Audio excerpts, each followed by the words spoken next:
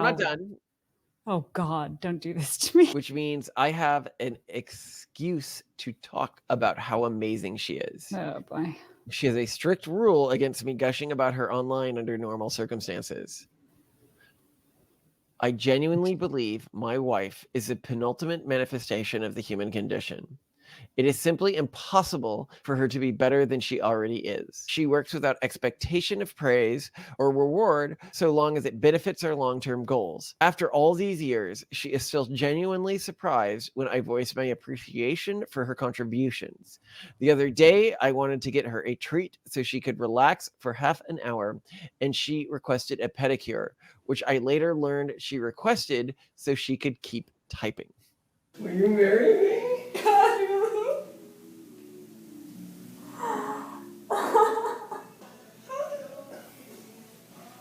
I'm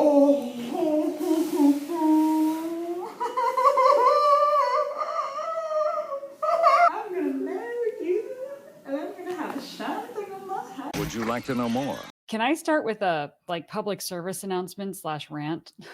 Yes. Okay, I've frequently heard about drama in couples resulting from someone forgetting someone else's birthday or the couple's anniversary or some important date when this, one of the partners expected to be celebrated or given a gift or something of that sort. And the other partner, typically because they had much better things to do or just honestly they don't personally value that, just didn't do the thing.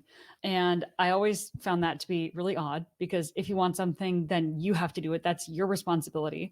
So either partners have to say, okay, here's a really important thing. I expect you to throw me a surprise party. Okay, it takes the romance out of it, whatever, right? But if that's what you want, you need to freaking communicate it. You know what I mean? Obviously, there are some spouses who just like doing stuff like that and they may do it and it all works out and you don't have to ask them. But if this is not natural to a partner, you have to do it. And I love the way we do it. Can I describe how we do? Okay, please. I do all the logistics in the family. So I just keep everything in my calendar and I will just tell Malcolm. And typically we won't do anything. Like our anniversary just was on Monday, 2 days ago. And I was just like, oh, it's our anniversary today. And we talked about it a little bit, but we didn't get each other gifts or cards or flowers or anything because we have better shit to do.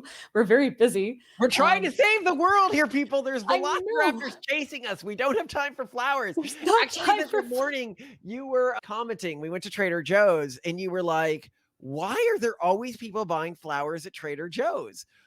Who can afford this romantic expense? Yeah, and every time we go to Trader Joe's, someone is buying flowers, and I do not get it. I mean, obviously, there's a bouquet of flowers behind me, but I picked that with the kids out in our yard because you, romantically, Malcolm, planted flowers. You did the whole thing of don't catch a fish for a man, teach him to fish, and you just planted. I planted daffodils all over our property. I got a giant sack of them. It was like 50 or something. So yeah, I've been free flowers. There's daffodils everywhere, all over the place. But what we do is I, for major holidays, birthdays, or the things like Christmas or Future Day, I create a budget and I have everyone pays exactly the same amount and I buy the gifts. So when your birthday rolls around, I buy you gifts. And then when my birthday rolls around, I buy myself gifts from you, which you pay for from your discretionary income, but in exactly the same monetary amount as your gifts. So no one ever spends more than anyone else. The same goes for our children. Each child gets gifts in exactly the same monetary amount. You and I get Christmas gifts in exactly the same monetary amount. And we budget for various people in our lives who we want to send gifts to. We have a budget for that every month. And that's it. And it's like I handle it because I'm the one who kind of enjoys that more and watches the calendar more. And that's fine. And it actually is really fun because then you also seem to really enjoy seeing what you got me because it's a surprise. And I really like what I got me because I know I like it. So everyone wins. And I'm just saying, I love this. And bitching there's about, a lot of people who follow the pronatalist movement and they're like, I am so afraid of you guys breaking up. Because it would be such a damaging thing to the movement. Some people have talked to me about this, and it's actually, I understand the fear. I see a lot of our friend group is going through divorces and stuff like that these days. And I say this all with the caveat that I'm about to undertake the one thing I'm not allowed to do in our marriage. I'm pretty much allowed to do whatever I want, but only on anniversaries do I really get an excuse to unequivocally praise my wife. Oh, I thought you were going to say you're allowed to do everything you want, except you're not allowed to get fat per our fat class. Oh, well, that's true, but I don't I want to was get. like, oh my I'm God, talking is he about planning on things getting I fat? want to do. Okay. And so, Facebook recommends old posts, and recently it's been recommending my one day a year when I'm allowed to praise my wife on our anniversary of how long have we been together now? 12 years? 12 years. The one day a year when I'm allowed to praise my wife, all these gushy posts I've posted about her. And I am going to read them to you, and she is going to comment on them, and I'm you are going to see. I remember we got one comment that was like, Malcolm, I'm really concerned that you are being too nice to Simone these days and praising her too much, and she's not praising you as much. And See, this is it's now going to really make the problem get so out of hand because that is not okay. I heard actually that love languages were widely denounced and largely don't actually make sense, that everyone just likes expressions of love equally and it doesn't matter. But my love language is not saying I love you. It's not buying gifts. It is through doing work for you that is meaningful and making your life materially easier. And then when people watch our podcast, they don't see everything that I do. So they think that I'm this heartless refrigerator mom. Oh, just like your mom did, who's incapable of love. no. My mom said that, well, Simone being autistic is incapable of love, but I'm sure you can find it through your kids. And I'm like, I don't think that's how autism works, but okay. Well, apparently YouTube thinks that too, though. YouTube thinks and I'm just not good at it. It's I am not going fair. to start with something that you say to me, because it's not just like being the perfect woman. It is that you make me a better man, and you are always pushing me towards who I want to be. So this is a WhatsApp conversation I'm going to put on the screen that I screenshotted. Go back to the Polo Club and network. Seriously, no more whining.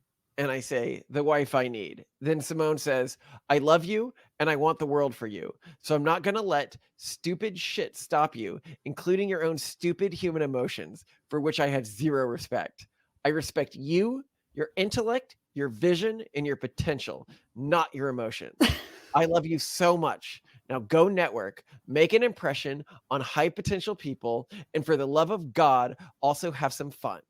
This is me. Now people are really going to think I'm the worst wife ever. No, that is so amazing. bad. Every guy wants that voice in their head. No, they are don't. dressing out at a networking event or something like that, and everyone there's a bigger deal than them, or somebody challenges them or insults them, and they want to like you. You are the voice in every man's head that he needs. I love and respect you, but I don't love and respect your weak emotions. Get in there and do your shit. I actually feel like that's a more traditional and common wife view than you might expect.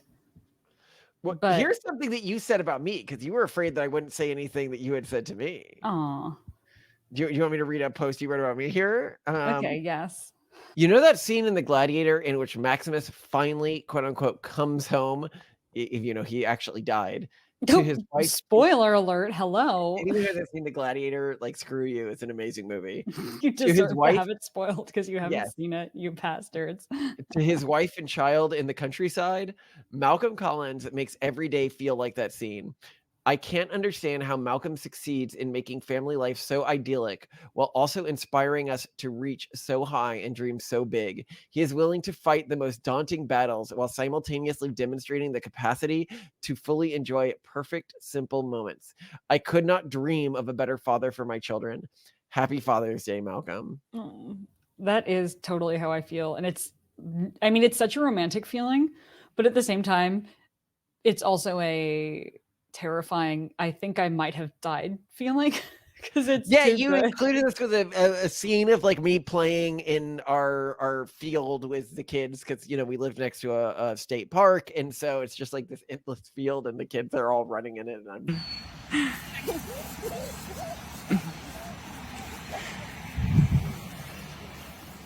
Yeah. picking them up. Come on, cut to the gladiator scene, hand over the wheat,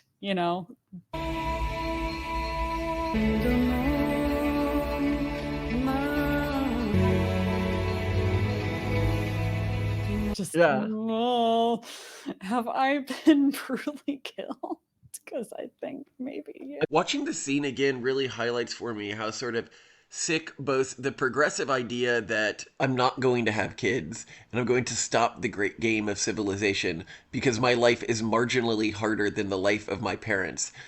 When you consider how brutally hard people lived in the past and what their conception of heaven was. And on top of that, this idea of the progressive heaven where like you get as much pleasure as you want whenever you want it, when historically that would have been seen as obviously not the goal. Heaven was to create a life with a family on a farm, and that they will never experience these emotions, and that in many ways they have created their own hell, which they live in every day on Earth. People who live for pleasure can never find peace. Okay, so here's a piece from me that I wrote. This was around Christmas time, one of the years a while back. My wife, Simone, found a stocking from when I was a kid.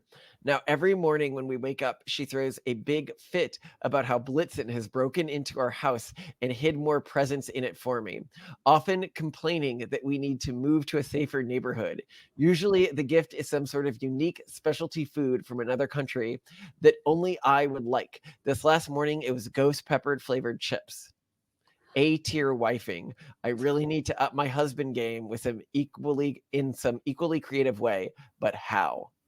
But isn't that more of a sweet thing about your mom? Because your mom bought that stocking in the first place, saved it, and then gave it.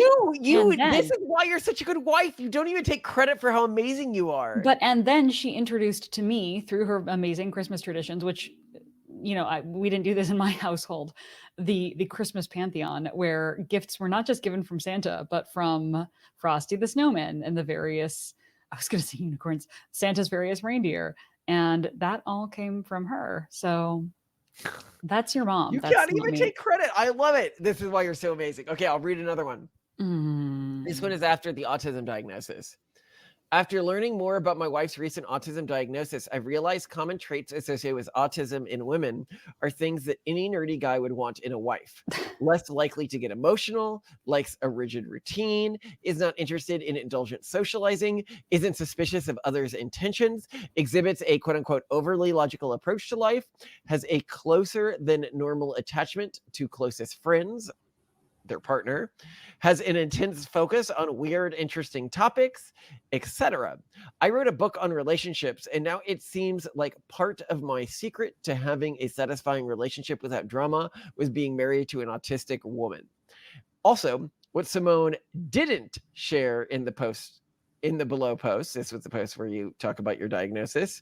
During the diagnosis, they gave her an IQ test that she took at the end of the day on a Friday while feeding and changing an infant, so hardly ideal conditions, and scored higher than 99.7% of the population. Simone, you are like shockingly smart.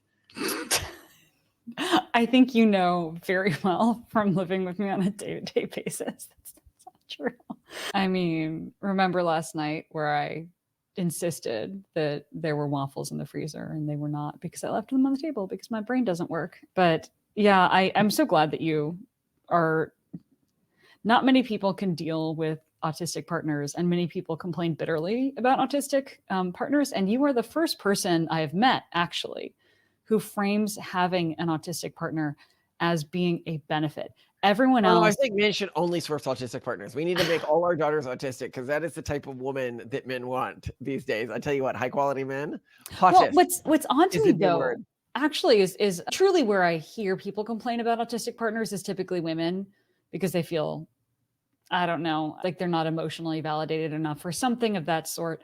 But then when I've been watching for the first time to wind down and fail to sleep each night, the original Pride and Prejudice TV show. And I've read the books too, and I've seen other movies, but I didn't realize until watching it now, a la us watching Batman, that the lead romantic male in this book and in these shows and movies is Mr. Darcy. He's almost certainly autistic. He is a very socially awkward.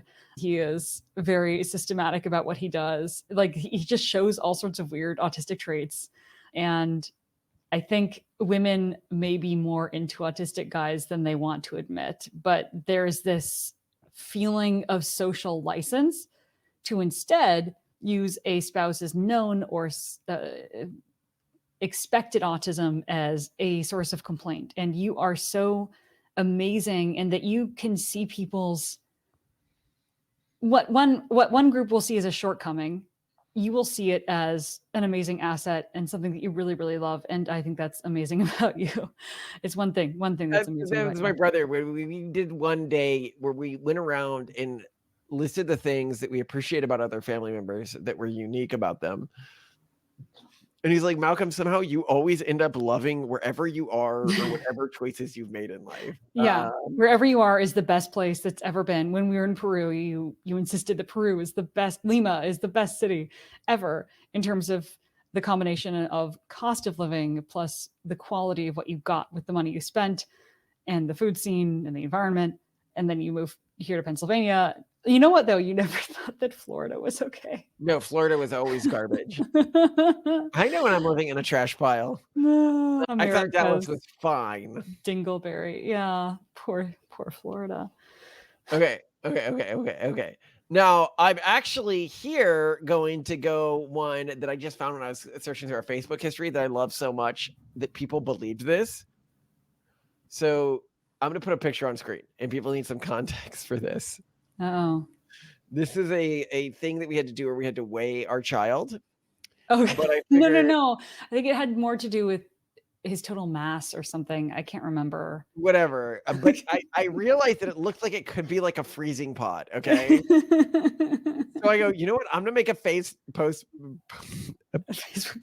post implying that, and a lot of people actually believed we were doing this to like a infant, not like a newborn kid, not like an embryo or something. Okay. You know, actually, I think it was fat content because I saw it done again on one of those Fast Food Nation style documentaries. Yeah. Having Octavian with us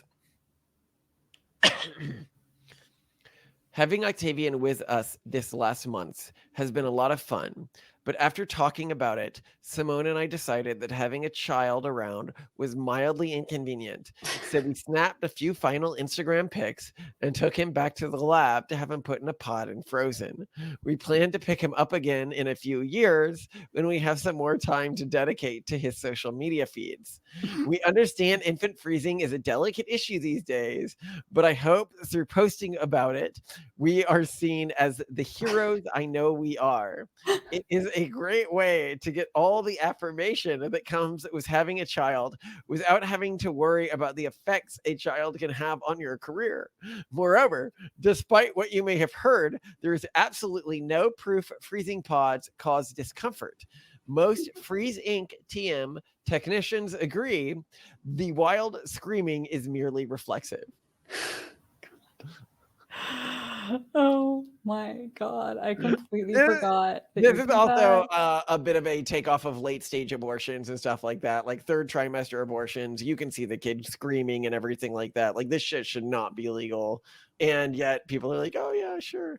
But I thought, I just love how many people were like, Malcolm, I am not sure that I haven't seen the science around this, Malcolm, but I think that this might actually be harming your child. Mhm. Or like, I don't know if the thawing process is going to work as well as you think it's going So to. really, people, A number of people totally believed this. I'm looking at the photos that I have on Google Photos now of Octavian, and it really looks like a freezing pod. No, people really believed it. They were like, whoa, I thought I was being so transparent in the piece about like selfish Instagram parents. I don't know if you've heard about the parents who like adopted kids. Oh, and then sent them back because they couldn't post about them on social media. Yeah. Mm-hmm. They're like, well, I was adopting kids for, photo reasons. Yeah, it is wild that people will like adopt children for social media posts. They're like, okay, I need an ethnically diverse child and I need him to be very low effort. This is for social media. And then I'm concerned, how do these people often have bigger social media followings than us? I think they start young and they're really, I think they just spent more time. Honestly, yeah, we really didn't start until after we didn't have to worry about money that much anymore. But I don't know, we still worry about money. I mean, obviously still, function. You get what I mean. Yeah. Okay, now I'm going to do the post that you've been dreading. Uh-oh. The big one, the real one. Today has been 7 years since I met Simone. So this was 5 years ago that this came up, Oh gosh. which means I have an excuse to talk about how amazing she is. Oh boy.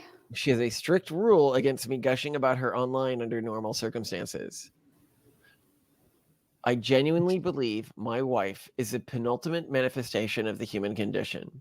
It is simply impossible for her to be better than she already is. She approaches life with a methodical mastery, giving her the ability to extract every valuable moment. For example, every morning she exercises for 3 hours on an elliptical she modified so she could type from it to ensure she is always fit, but never lets it get in the way of productivity.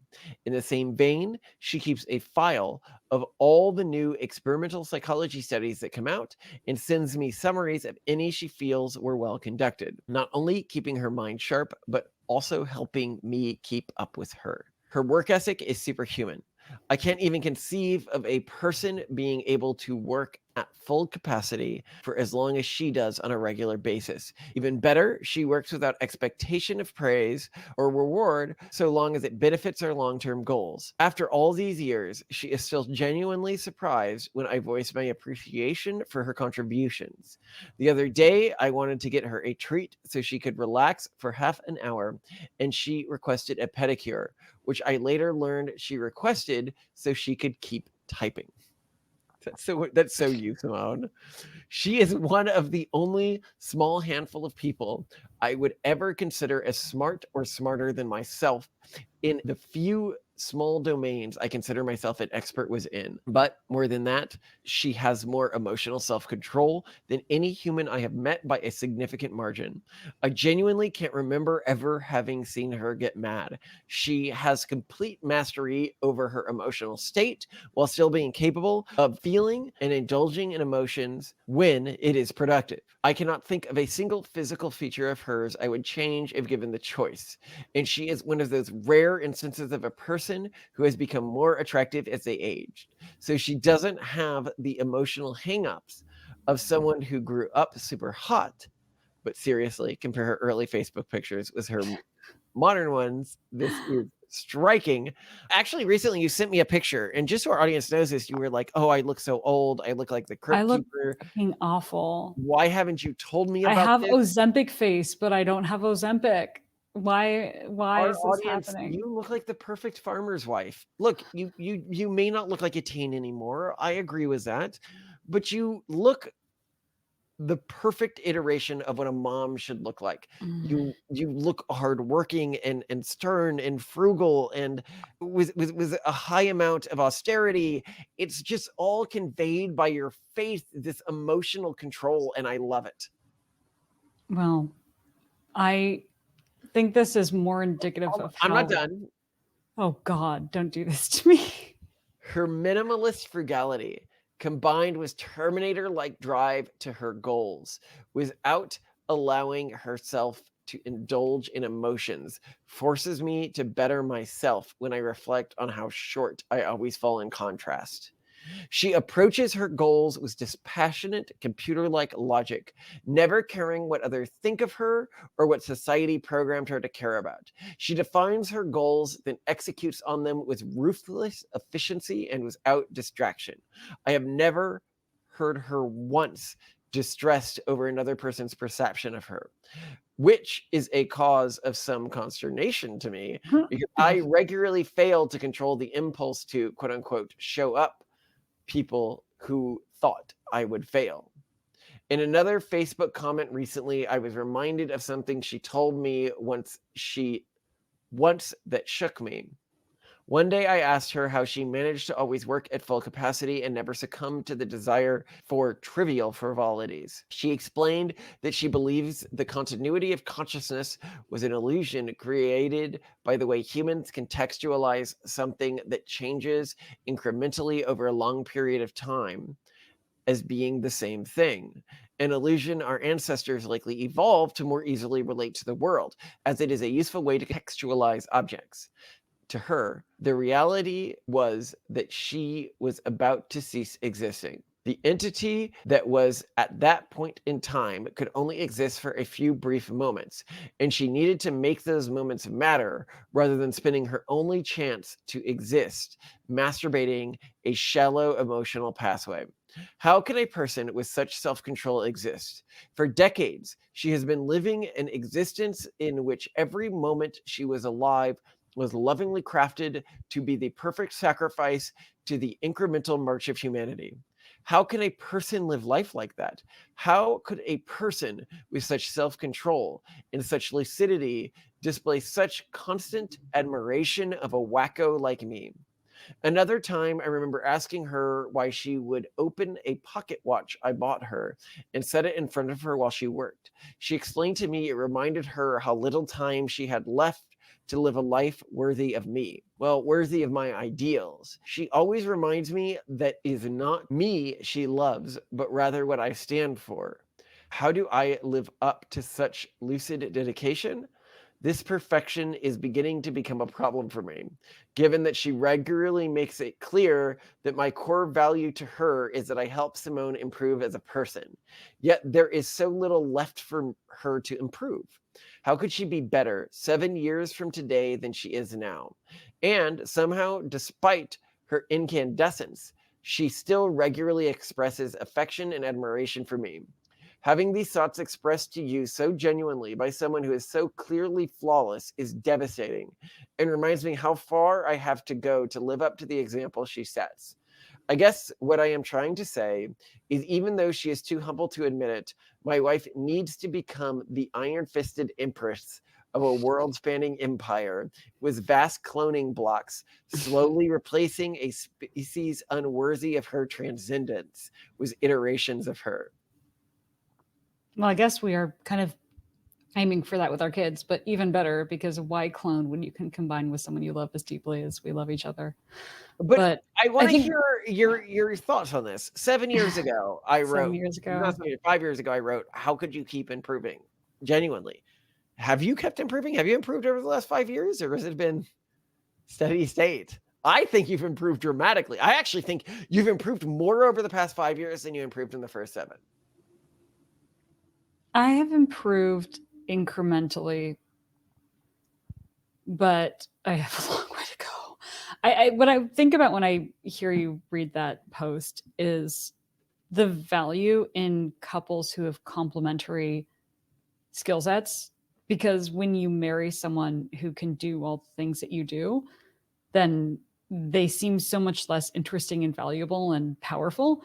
And all the things that you think are so remarkable about my work ethic and frugality, whatever it may be, are just natural traits that I don't work at.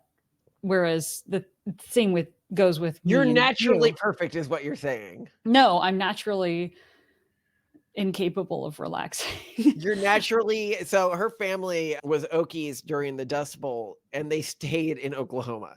Yeah, that's They what kind were of not one of the genetic people who stock left. this They is. left after that period. That is the mindset I see in you. This absolute steadfastness and just I'm marching forwards. But then you also have this hope for the future that is just so overwhelming and inspiring.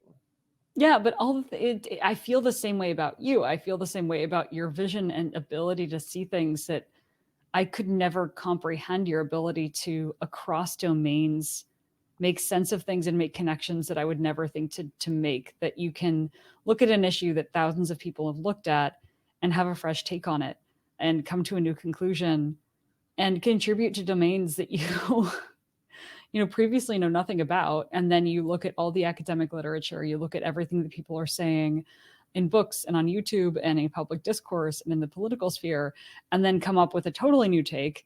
And I so deeply admire that. It's very uncommon to come across someone as learned as you are who doesn't just regurgitate other people's ideas, if that makes sense. So you have both the understanding, the history, and the background, which a lot of very educated people have, but you also have those really creative hot takes and interesting remixes, which typically more uneducated people have because once they become too educated, they just get trained to regurgitate other people's philosophies and ideas.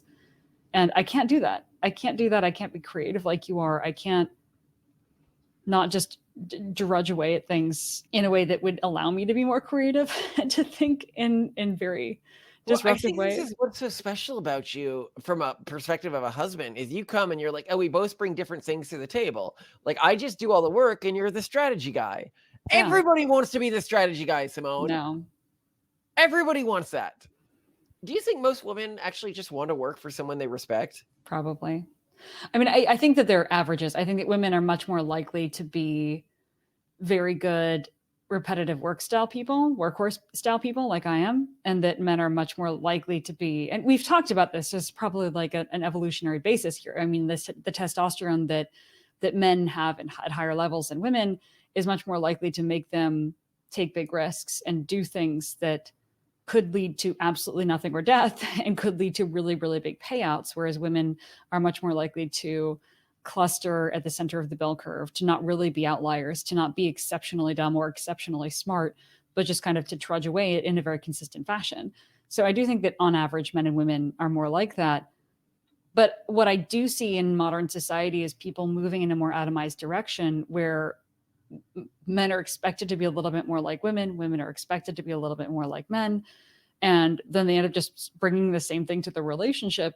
No wonder we see more couples breaking up. We're seeing people our age reaching their divorce era because they both bring something either very similar to the table, or they just don't really see what the other person can do or bring to their lives that they couldn't themselves bring or buy. So I'm really glad that I'm naturally comfortable and good with things that you would struggle to do on your own, and vice versa, because it makes us deeply in love with each other and appreciative of the things that we do. On each other. Yeah. Yeah. I love that there's this idea of codependency, right? As being this Right. terrible thing. It's like, no, I'm definitely codependent on my wife. I could not emotionally exist without you anymore. I completely rely on you. I am Same. completely leaning against you. We are back to back against a hostile world. And I don't protect my back at all. If you turned around and stabbed me, I wouldn't see it coming. Yeah, well, except probably you would, because you can actually model people, and I wouldn't, because there have been multiple times where you've tried to surprise me with things and been utterly successful despite many close calls. So one time when I really had to lie to her a lot was when I had the engagement ring and I was hiding it so that she wouldn't find it. She lacks a single suspicious bone in her body. The things that we had to do to get this engagement ring to her were just so obvious. Like It wasn't obvious to me at all. My brother gave me a sock at a meal that we had to like go through a parade to get. So like, remember, it was like incredibly hard to meet him for this meal. Yeah. And then I'm carrying a single sock back to the car. Why? Why Because was I doing this? I don't know. You freaking leave. I was like, this is very consistent. You leave clothes all over the place. It wouldn't surprise me at all that you might have left a sock at their place.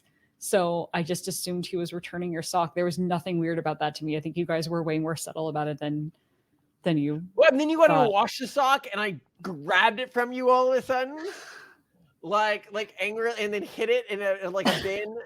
I don't know if you remember. I remember all of this, like all of the various times you almost found your engagement ring before I proposed. Oh God! Imagine if I like washed it and the ring got lost in the wash. I'm glad I didn't. Or the day when I was going to propose to you, when I did all these nice things. Oh, that's true. The whole day extra nice. And I couldn't afford back then. I got you a massage, but I couldn't afford a massage for both of us. So I sat in the car while she was getting a massage that day. And you didn't think anything of it. You're like, I know, I was really confused that whole day. You were like, well, no, we have to get your favorite food. And then I'm going to take you to a massage. And I'm like, okay, you're coming in too? And you're like, no, I'm going to be out, just outside, just the whole time. And I was really freaking confused. I was so freaking confused that entire day. So it's like, oh, well, let's just skip this. Let's just do, whatever. And you're like, no, we have to do this. But yeah, I legit never thought that it was gonna. We'll see if we can find the old proposal video. Aw. Because a lot of people don't know, I actually proposed to her before the Reddit thing. Will you marry me?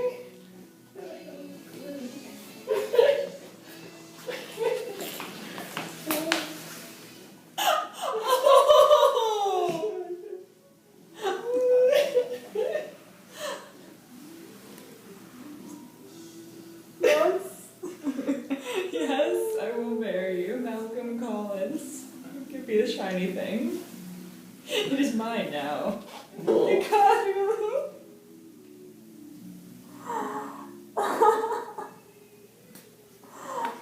Oh, this is happening. Oh my god, it's the shiniest thing I've ever seen.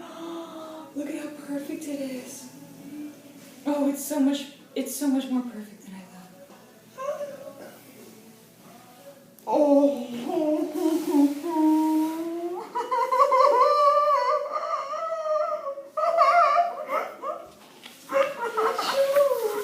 This is I'm gonna marry you, and I'm gonna have a shiny thing on my hand. Oh my god. Do you see this? Do you see this? Oh, you just kept surprising me today with ridiculous things. I was like, I don't know if I can handle this. I don't know if I can. No, because I wanted a private proposal and I wanted a public. No, you didn't want to. You were okay with the Reddit one, but like, obviously, you'd have to be absolutely stupid to propose to someone you didn't know the answer to in a public context. Getting You wanted a married from the public moment we got proposal, back but together. after I knew that I would get a yes and that had already been emotionally handled, because to not know her answer when you're proposing in a public context is to publicly blackmail her. It's emotionally a shitty thing to do. It's like proposing to someone in a stadium or something like that. Like, Yeah. don't do that unless you know. It's okay to do that after you have proposed in private and you know what they think and blah, blah, blah, right? Like, but don't. What? Yeah. Anyway. Gotta be careful. I'm just really glad that I met you. I was saying to you the other night, because we've both been thinking about our anniversary a lot, that I talk a lot about how Malcolm has made my dreams come true. Like even arbitrary, stupid stuff that isn't related to our goals. Like I always wanted to live in a beautiful Martha Stewart style farmhouse, and now we do. And I always wanted to have chickens that laid blue eggs, and now I do. And it's all because of Malcolm. Your dreams are remarkably easy to fulfill, by the way. Blue eggs, I thought were impossible, like for normal people. And well, I guess no, we're not normal, but for non-insanely wealthy people. And I also loved this one fictional character named Case Pollard from one of my favorite William Gibson books. And then someone described us Mary Harrington. as being like her, and that was like a dream come true. And all this is in a newspaper article written about us, she was described as being like this obscure character that she always told me she had based her life around and wanting to be like her. I wanted to be like her, and I was and like you've made all of this possible. And I always tell Malcolm about this, like, I just can't believe you've made this possible. Our lives are so amazing. But then I don't tell him about the fact that I'm just so thrilled to be with him, because I didn't really dream about that as a kid. But it's not because I didn't want it. It's because I thought that someone as amazing as him, who could also possibly deign to even find me tolerable to look at, would ever exist on this planet. And the fact that you do, I'm still, it's a good couple when you feel like you've. So we never posted the video of who got the better deal because it was too harsh on our followers, which is like, you deserve not finding a partner if you don't have one. But I actually want, in the comments, who got the better deal. And one thing I'd remind you in contextualization here. I clearly got the better deal, guys. Clearly. You just saw all of his loving Facebook posts. I will provide a few pieces of context here, okay? I don't think you're allowed to praise me anymore. We have to let the audience decide for themselves. No.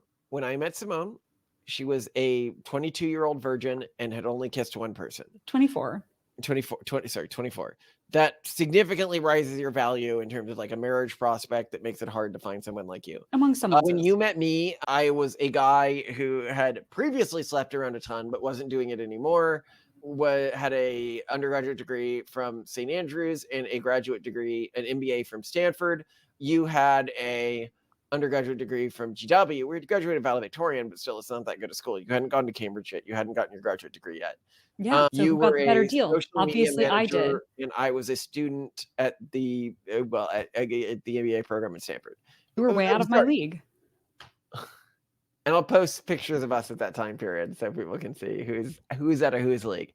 But who has bamboozled who? I think you have been bamboozled. That's not true. I mean, I but I do know that I provide like a shit ton of financial value because I handle our finances, payments, travel. I clean all the interior of the house every week. I gestate children, which is really expensive if you're going to pay for it separately. So I know that financially, Jesse, what would you, if you were going to leave me, who would you leave me for? nobody. My plan was to live alone forever because someone as amazing as you, someone who I actually would want to even consider dating, not just marry, but like even consider dating, could not have possibly existed, period. Like there were times when people had crushes on me when I was younger, and they would kind of even insinuate that we could possibly be together, and it would make me sick to my stomach. The very idea that someone else would associate with So me. people would send her love letters and she would put them in the sink and then pour lighter fluid on them and light it on fire. It was the only way to cleanse myself of the great discomfort. So, I mean, I was very happy to be alone forever. I was very reconciled to it. And then obviously, if you had not existed, or I never had met you, or you had married someone else, I definitely would still be alone. Like, just, I know, like, I've no question You'd about be this. I my know side myself. chick, right? I know. I was very You were insistent on so that. That was too scared that would insulting. happen when you met me. I was, well, because you're too tempting, and I probably would, but that would really suck for me. So to all the side chicks out there, really sorry, but also I can understand how you get in that position. And I would definitely be alone if anything were to happen to you, but that's not possible because if you do die, I will revive you and then kill you because you're not allowed to die. I would definitely never marry again. It's not, there's no, I hate people. Oh, you would. I hope you would marry again for the sake of our kids. No, dude, they're going to be fine with me. Well, am I allowed to remarry again if you die? Obviously, you're going to remarry because you need someone to do all the admin and shit. But you have to, like I said, marry someone who loves the kids and who the kids love. Like when you marry again, you are marrying for the kids. You are not marrying for yourself. Period. Obviously, there's 4 of them and 1 of me. Okay. Yeah. So you already have yourself duplicated once. You have 2 whole Malcolms. 2 whole Malcolms and our kids. So. Get precedence over you, the original, the OG. So yeah, you're 100%. You see how abusive she is? When she dies, she won't even let me marry for sex. I feel like I was, not free. Well, because also you should probably marry someone and you should be allowed to sleep with whoever you want in addition to being married to them. But there was God, you're so, I love you. You are some so hard. Historical couple where the wife was dying and she insisted that she approve of whatever woman her husband would marry. And so he found someone before she died and she gave her approval, which I'd never heard of before. But that is like actually really sweet. And I bet it would, make things easier for the second wife because she knew that this was a fully endorsed marriage. And also, like, we've met people who've lost their wives and who just will never shut up about them. And they're like dating other women, right? They're dating really great people, but they won't shut up about their dead wife. And I think that it's super important that you like let that freaking let it go. I don't know if I'll ever be able to. You're amazing. So don't die. That's the key. Yeah, well, as long as you don't die. I won't die if you don't die. Well, actually, no, we can't have both of us die at the same time. A suicide pact. No, because our kids need someone. So I don't know. All I know is I really, really love you. And I'm so glad that I met you. And from the moment I met you, I knew my life was going to change forever. And it did. And what do you mean by that? Like, you met me and you were like, oh, it was like, it was a mixture of probably a lot of different hormones, but there was definitely a lot of adrenaline in there because you were so, so different. And you were so what I always dreamed could exist as a person, but I couldn't. Like, okay, once when I was in college, I had this really stupid webcomic that hopefully is completely scrubbed from the web. And it completely fell apart because I tried to write up a romantic arc. Because obviously the female protagonist in this stupid comic was probably some kind of write-in for myself. And then as soon as this write-in for myself character in the webcomic encounters what is supposed to be her love interest, I just couldn't articulate what I had lacked the creativity to Do you describe remember someone as any amazing as you. features this love interest had? Did he? You basically, but I didn't know how to draw or write or describe you because you're just too amazing and transformative, and you're definitely not human. You're more than that. And I literally lacked the creativity and mental capacity to imagine someone as amazing as you. And then, so of course, when I meet you on our first date, how could I not be like overwhelmed with adrenaline and just completely overtaken by the fact that you exist? And the only reason I didn't completely go insane for you was because I was also very convinced that you would never stay with me, that I would never be a serious prospect for you, because you were so profoundly out of my league. And everyone, I think, in the comments will agree that you are. I mean, look, you do all the podcast editing. You do most of the interesting talking. I just say like, oh, I agree. or like, what about? And I don't think our audience will see it that way. They'll be like, Simone is bringing the heat. She is the fire that fuels all your ideas. Well, prepare to be humbled, but also please stay married to me, because that's important. So audience, please also tell him too. I love you to death, Simone. Oh, and audience, for those who are watching and who've made it through this incredibly cringe fest, and I'm sorry, and Malcolm, you know that the rules, you're not allowed to talk about me. So I don't know. Except on anniversary, when I'm allowed to. Well, it was 2 days ago. I don't know. Maybe you missed your chance. Maybe this is, well, you know what? It's not in the marriage contract though. So technically you're allowed to do whatever you want, right? If it's not in the contract. Yeah, you got to put it in the contract. No gushing over me in public. But what we would also really appreciate it, if you have made it through this cringe fest, is if you would like and subscribe on YouTube, and or, because this is entirely impossible to us, go to the Apple podcast page on your phone and leave us a 5. I love you. I love you too, Malcolm.